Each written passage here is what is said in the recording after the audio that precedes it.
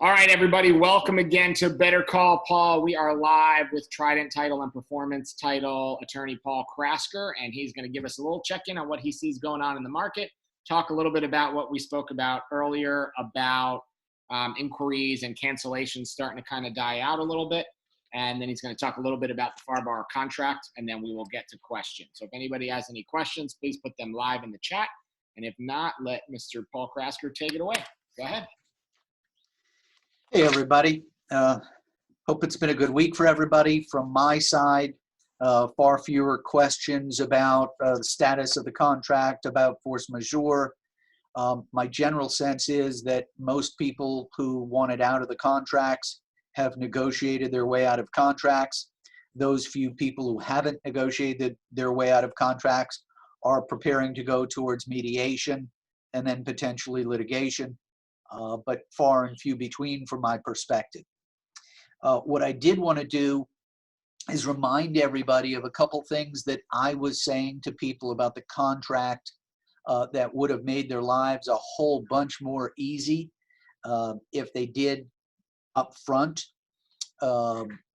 And I'm using this situation to explain why we try to limit people's liability as such.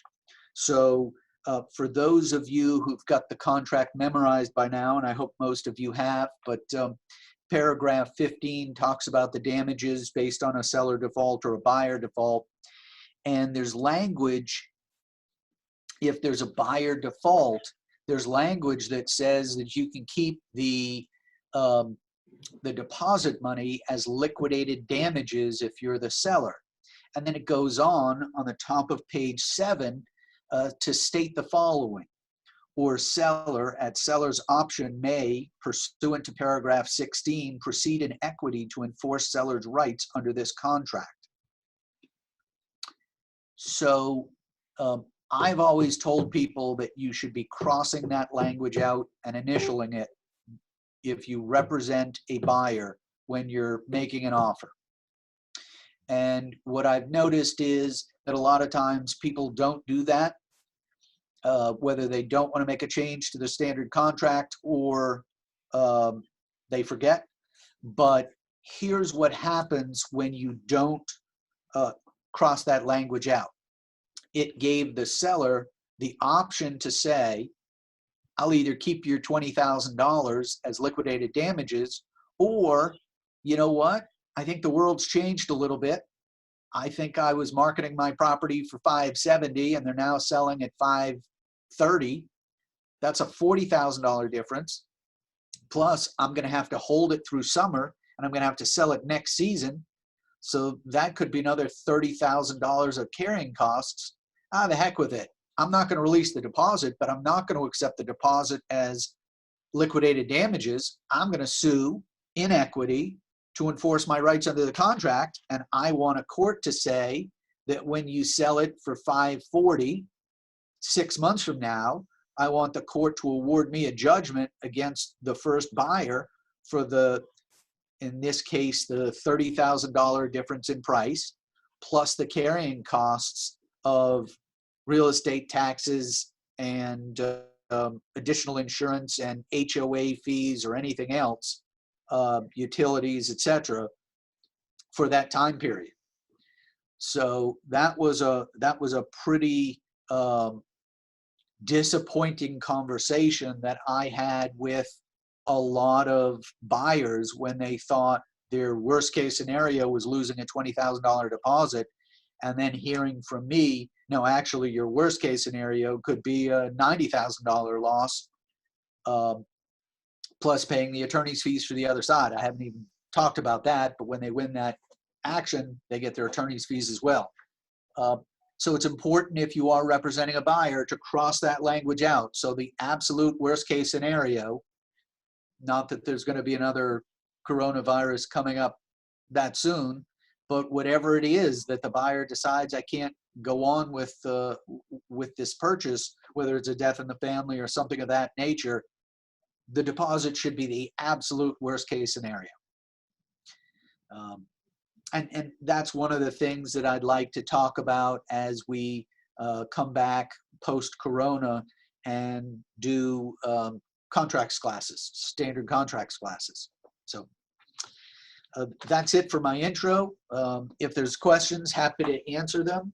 And Awesome. So are you seeing that actually happen? Is that something you're kind of preparing for, what you just talked about, or you're starting to see that happen more and more, or is it a specific case that you're working on that happened with? Or yeah, so there were 3 or 4 times where seller attorneys wrote a letter, and instead of just saying, listen, we're keeping your deposit, they said, we're not keeping your deposit, we're suing in equity, and we're going to ask a judge to give us whatever we're entitled to. And the buyer went crazy on the realtor. I didn't know this could happen. I didn't read this contract. You had an obligation to tell me. And then they'd get to me, and I'd say, no, it's standard language in there, and you need to be aware of that. And if you had questions, you should have asked. But the reality is, it broke the relationship between the realtor and their client. for sure. And the clients feel like the realtor should have known and should have advised them about it. And do you feel that's something that will hold up? So if that did go, is the judge going to award that, or is that? Oh yeah, no, there have been cases in the past, sure. Wow. I actually brought a case in IBIS on behalf of a seller where just that sort of scenario happened. Unfortunately, they had people had a small house in IBIS, and they changed the. It was right after the club redid the entire facility and built the new clubhouse, and they changed their refund policy for the equity memberships. And it turned out, because this buyer didn't close, it was going to cost the seller $85,000 in lost equity. And the whatever it was, $20,000 deposit wasn't close to being significant to take care of their losses.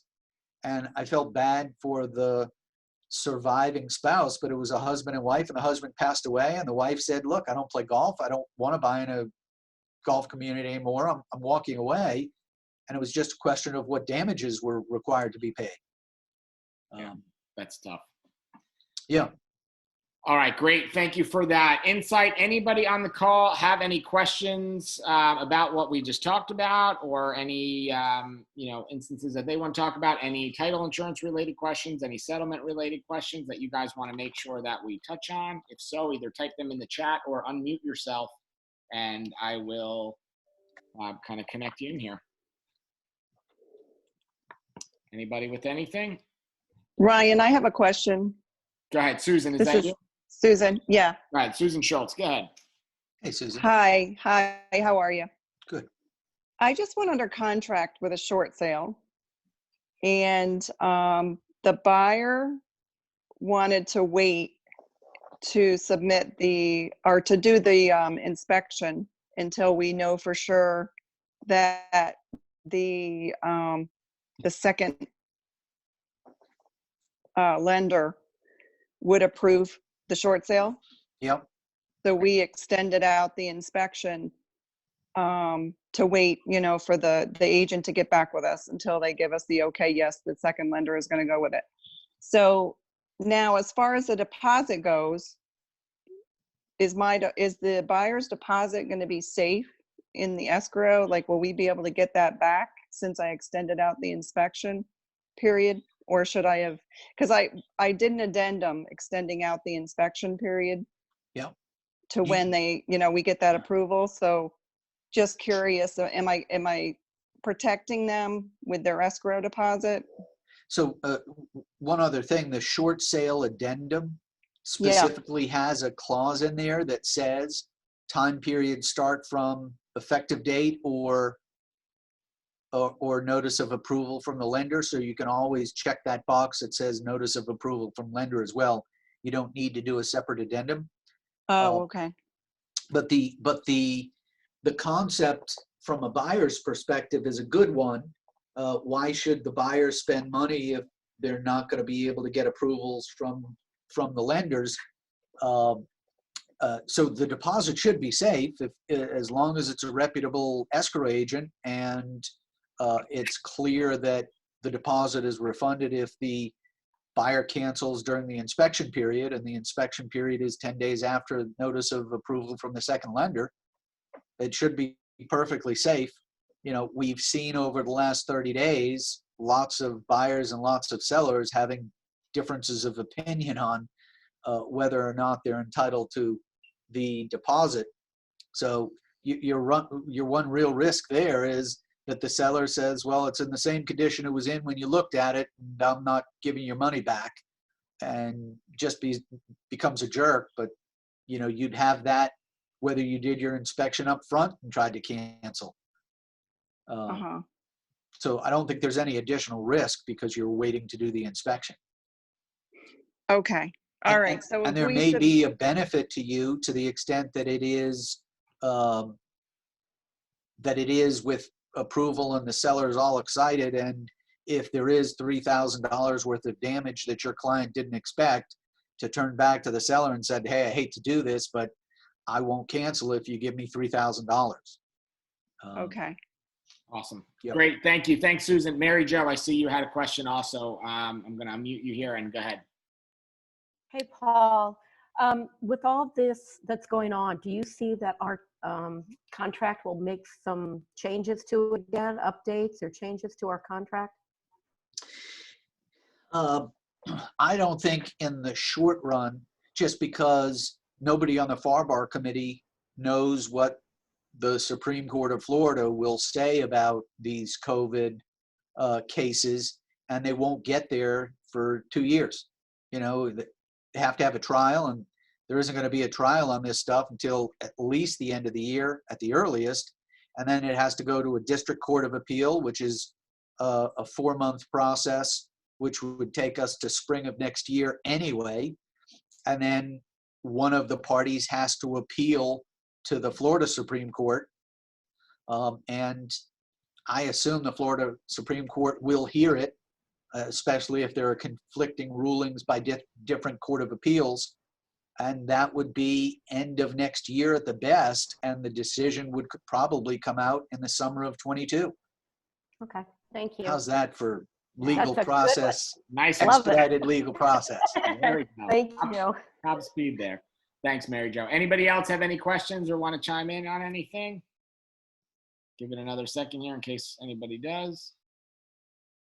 I have a question. Hello, Paul. It's unrelated to COVID, but it's actually a friend of mine who has a couple of properties, and I'm hoping to get one of the listings. She decided to sell herself to her tenant. And the property is 30 years old. She bought it from the first owner about 18 years ago, and now last hour they're about to close, and her attorney has managed to dig up some open permits from the builder 30 years ago. The buyer is a very nervous character. I don't know what she used. She says she's used the FAR Bar contract, or her lawyer has, and I don't exactly know whether they stipulate. Well, no, they didn't stipulate anything in terms of closing any open permits. And she said that she's looked at the contract and there's nothing pertinent to permits in there. So what are the options and how can that be resolved?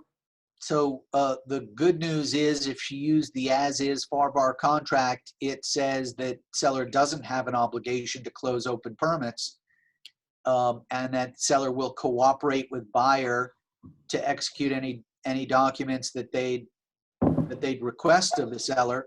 But that's it. They have no obligation to spend money and no obligation to close them prior to closing. So if I were the seller, I would just insist on them closing.